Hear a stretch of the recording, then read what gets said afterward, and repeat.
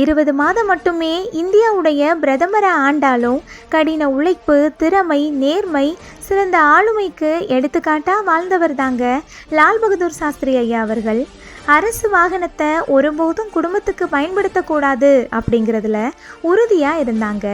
குழந்தைகளுடைய வற்புறுத்தல்னால கார் வாங்க முடிவு செய்கிறாங்க. காருடைய விலை 12,000 ரூபாய். ஆனால் அவங்கக்கிட்ட இருந்தது 7,000 ரூபாய் மட்டும்தான். அதனால் 5,000 ரூபாய்க்கு பேங்கில் லோன் வாங்குகிறாங்க. லோனை கட்டி முடிக்கிறதுக்கு முன்னாடியே சாஸ்திரி ஐயா அவர்கள் இறந்துடுறாங்க. அப்பேற்பட்ட நேர்மையானவருடைய கடன் தொகையை தள்ளுபடி செய்கிறதா இந்திரா காந்தி அவர்கள் சொல்கிறாங்க. ஆனால் சாஸ்திரி ஐயா அவர்களுடைய மனைவி லலிதா அவர்கள் தள்ளுபடியை நிராகரித்து தன்னுடைய ஓய்வூதிய பணத்தில் கடன் அடைச்சாங்க. அரசியலில் நேர்மைக்கும் எளிமைக்கும் மிக சிறந்த உதாரணம் அப்படின்னா லால் பகதூர் சாஸ்திரி ஐயா அவர்கள் தாங்க.